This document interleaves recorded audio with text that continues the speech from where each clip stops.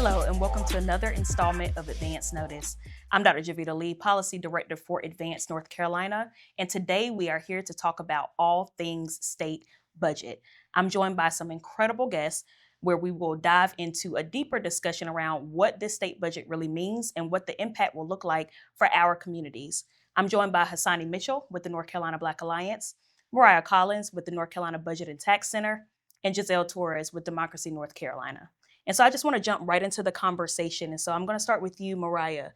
So what did this year's budget debate reveal about the financial position of our state? So our state budget revealed that we need more revenue. North Carolina's revenue is declining, and the Nonpartisan State Budget Office, along with the legislators' Financial Research Division, put out a forecast before the budget session even started. So they revealed that our state is experiencing slow growth for next year, and then our revenue will fall in 2027. And a 5-year projection shows we won't have enough money to keep up with current funding levels that are currently super low already. So our state is in dire need of a plan to deal with the impending federal cuts that will shift costs to states, forcing states to cover healthcare, food assistance, and other costs that have traditionally been funded by the federal government. We're talking about billions over the next number of years that NC lawmakers will have to cover, or they'll be forced to cut services that North Carolinians rely on. And the math doesn't lie. These revenue projections are the proof that the last decade of state tax cuts are not leaving us better off. It means fewer dollars for things like public education, childcare, and state infrastructure that we all rely on, especially in the wake of the disasters in the West and in the East. So our state lawmakers must ensure we have enough revenue to fund the services and programs people in North Carolina need to thrive. Absolutely. And I think you bring up a couple good points around education, healthcare, and a lot of our primary issues that we deal with day in and day out with our communities. And so I want to pass it to you, Hassani. Thinking about those single issue areas, but also going beyond them, what are some of the larger missed aspects of understanding the good and the bad in the state budget?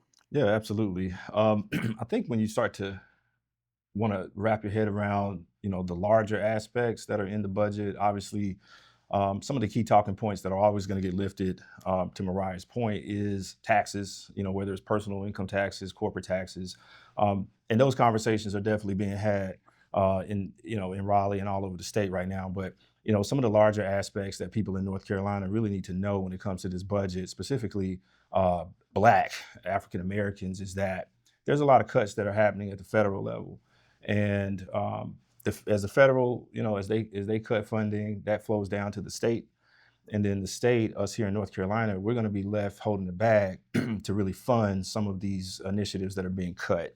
Medicare, one thing, the budget, SNAP, critical programs that have been in existence for years. And so when we talk about some of those main points in the budget, like cutting corporate taxes, personal income tax, we really need to understand where's our revenue going to come from, because the essential services that we need here in North Carolina, that's really funded through taxes.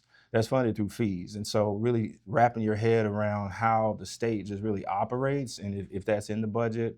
Also, some larger aspects that people really need to be concerned about is housing, affordable housing, economic development, workforce development. How is the budget addressing those issues? Because over the last couple of years, North Carolina's been billed as a state that's growing. We've been billed as a state where it's healthy to do business here.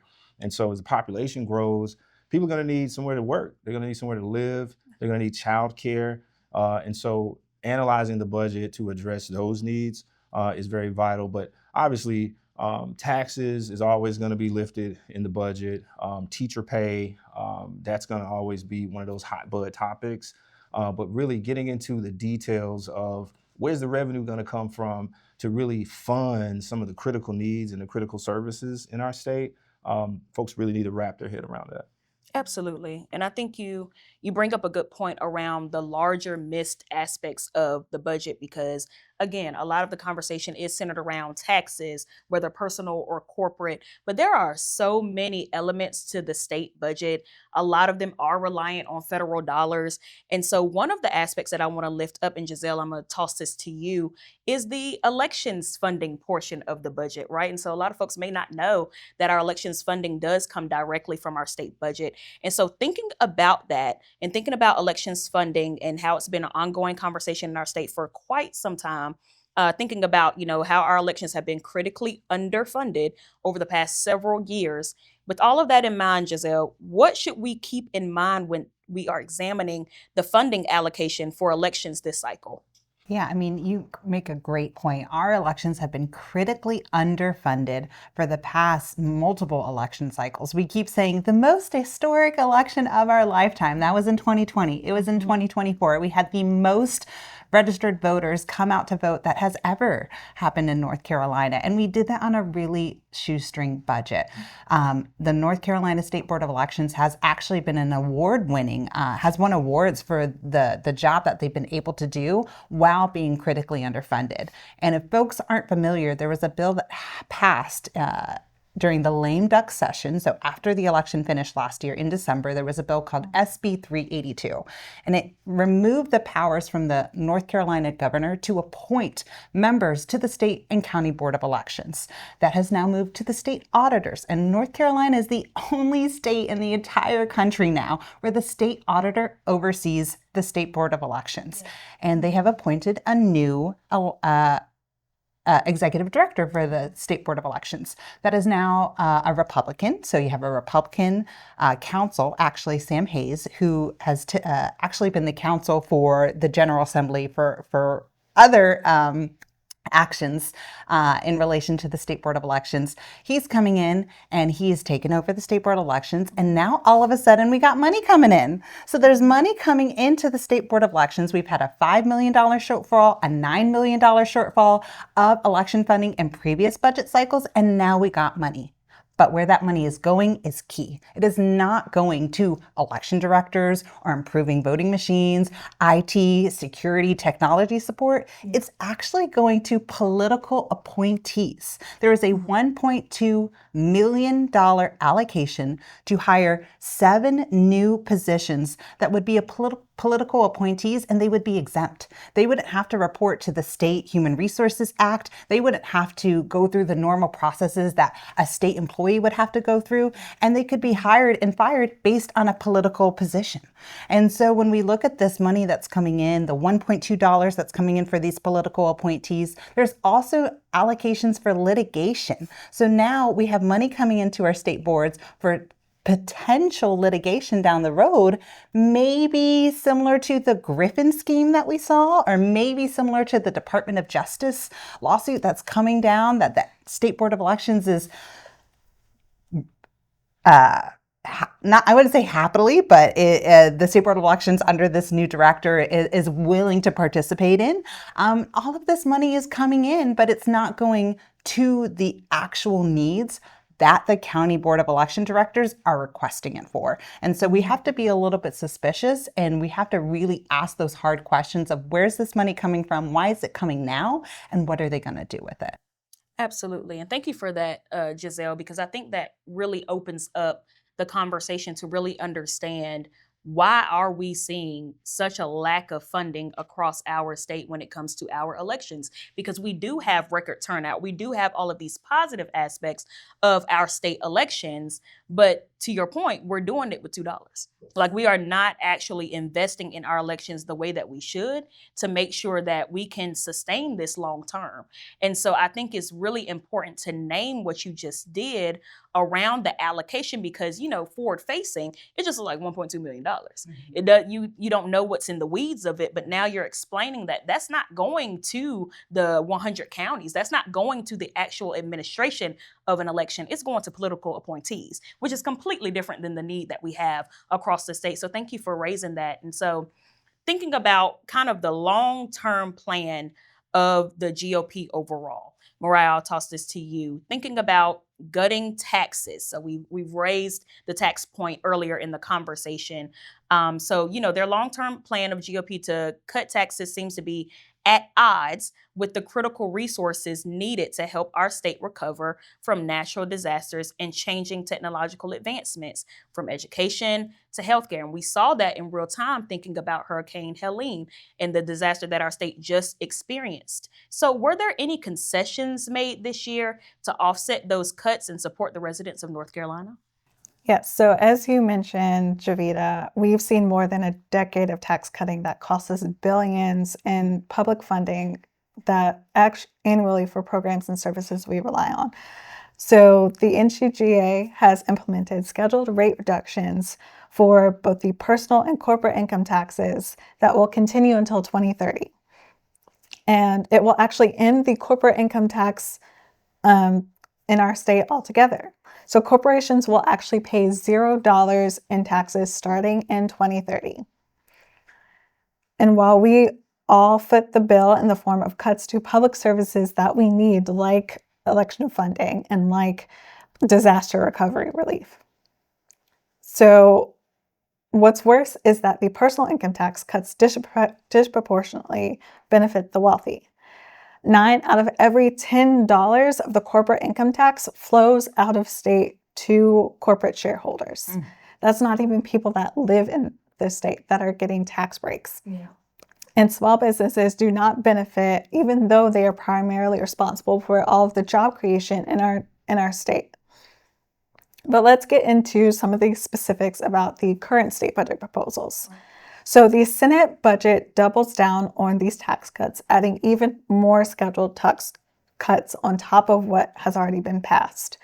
So the House budget plan did include a revenue threshold, meaning that the scheduled personal income tax rate reductions would be paused if revenue collections do not meet that threshold. But it doesn't stop these scheduled personal income tax cuts and continues the elimination of the corporate income tax. And while the House budget, we've seen a few positive steps, this is not enough to dig us out of this financial hole that our state is in. Both proposals are historically low levels of investment and include sweeping cuts to public services and programs. Lawmakers are creating a situation where North Carolinians have to go without, so we can send the corporate income tax cut money to out-of-state shareholders. So our state lawmakers need to prioritize access to opportunity for everyday North Carolinians and not tax breaks for the wealthy and corporations. They need to stop the tax cuts and invest in our state and the people that actually make it an economic beacon. And especially because of the harm headed our way from the federal cuts. The next couple of weeks is crucial time for decision making around the budget. Now is the time to reach out to your state lawmakers and tell them to stop the tax cuts in order to invest in our state. Absolutely. And thank you for raising just, how this will progressively impact the state of North Carolina. It's really interesting to learn and to hear how many benefits exit the state for other corporations, for other folks. So we're not even reaping the benefit here in North Carolina. It's going external to the state, which is really critical to know. And I know you mentioned decision makers in all of this process. And another decision maker that I, want to highlight and think about, Hassani, I'll toss this to you. Our first-time governor, Josh Stein, seemed to play a critical role in the final days of approval of the House version of the budget. And so, in your opinion, what are some of the key takeaways from the governor's engagement in the budget debate? Wow. Well, in my opinion, I think, the first-time governor's the way that he's navigated this budget is really an attempt to avoid, partisan conflict. He is a first-time governor, and so he's going to really have to take responsibility for it, however this lands. Now, we do have to remember the governor's initial budget proposal. He proposed freezing, corporate tax cuts. He proposed freezing, cutting that personal income tax. Obviously, we're not going to get that on the House side and the Senate side, and so he has to take responsibility for that. Also, in the governor's budget proposal, he did propose increasing workforce development, expanding child, tax credits, raising teacher pay. And so he's engaged with both sides in that way to get some of those things in the budget. However, to that first question, the larger debate here is around these taxes, is around these tax cuts and these tax breaks, and how is our state really going to get revenue over the next 2 years? And so, from a governor's standpoint, that's going to fall under his administration. But in my opinion, I think it's really his attempt to really avoid, partisan conflict. But to Joselle's point, elections have consequences, and essentially who's in the House and who's in the Senate, they are really going to put in that budget and really go around the governor, go under him, and get whatever they want in there. And so I think he's done some good things in this budget, but we still have a long way to go. Absolutely, absolutely. And so, Joselle, this question is for you. Partisanship aside, there are real winners and real losers when it comes to our state budget. And I think that we've talked about that in this conversation, thinking about, gutting the funding around education and healthcare, not just at a state level, but the federal level. We're seeing the federal debate around the, U.S. budget. And so, question for you, what communities will be supported the most and what communities will be the most harmed if the proposals pass? Yeah, I mean, there's some real clear winners and losers here.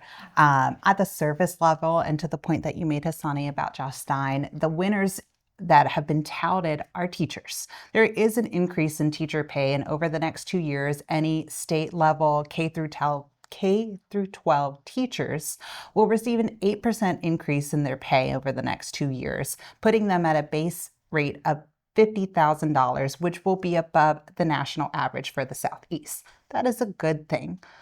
The loser in that is, at the same time, they're pulling public education funding and giving it to the opportunity scholarships. And if you're not familiar with opportunity scholarships, that's basically private school vouchers that come from public funding.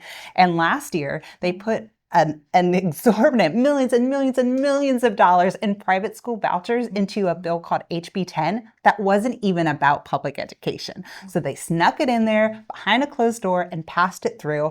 And now we're looking at a projection in the 2025 House budget to add an additional $460 million into these private school vouchers. And private schools aren't accountable to the human resources initiatives that we talked about. It's not accountable to any of the curriculum, teacher accountability, diversity and equity for students with disabilities, students that come from low resource areas. Like, there is no accountability that's happening in private school at private schools with these vouchers. And we know, because of the case called Leandro, which, if you've heard of Leandro, that's a case that the North Carolina State Supreme Court has said our Constitution, so it affirmed the North Carolina Constitution, which says every child has the right to a sound and basic education in North Carolina. And the North Carolina State Supreme Court affirmed that. And the state legislature has worked their way around with legal counsel to get out of it by siphoning the money from public schools. So at the surface level, yes, there are winners by teacher pay being increased, but there are losers because that money is still coming out of the public funding. And when we look at, to your point, Moriah and Hassani, about all of this money, the revenue, where's that going? It's going out of state. It's going to other entities. Like, the winner is private equity. Yeah. Private equity is a stockholder. Private equity owns these private schools. Private equity owns charter and daycare centers and places like that. So the losers are the people of North Carolina. Absolutely. And thank you for kind of rounding us out with that and this discussion, because I think, one of the main things that we do need to lift around this ongoing conversation around the state and federal budget really is, are we really creating a document, a actual sound allocation to fund the needs of our communities? That should be at the forefront of this conversation. Like, when we're thinking about education, we're thinking about healthcare, when we're thinking about other things that our North Carolinians need, that needs to be at the forefront of the conversation. And so many times when we think about the budget, when we think about programming getting cut, I mean, there have been consistent legislative attacks against our communities for this entire session, but then also in previous sessions as well. I think Joselle raised a point around last year with SB 382. Like, we have consistently been under attack as communities when it comes to not being prioritized and not actually meeting the need of the people that we serve. And so that is what I really want to ground us in today in the state budget conversation. And this conversation is going to be ongoing because we are still in the throes of the budget debate, the budget conversation. And so we encourage you to continue to follow this, tune in to other episodes of Advance Notice, tune into the social medias of our partners at Budget and Tax Center, at Democracy NC, because we are all going to continue to break down this budget because it is a large document, a lot of important information in it, and it's an ongoing discussion. And so we will do our best to continue to give you the facts around the state budget. Where do we go from here? Offer resources. And so I definitely encourage you to check us out at Black Alliance, at Advanced Carolina on social media, but also check out our partners at North Carolina Budget and Tax Center and Democracy NC as we continue to track the state budget. I want to thank all three of you for joining me for today's conversation. It has been critical, it has been needed, and so I'm super excited to continue to inform folks around the state budget and just what next steps may look like. So again, I'm Dr. Javita Lee with Advanced Carolina, and this has been another installment of Advance Notice. Thank you so much for tuning in.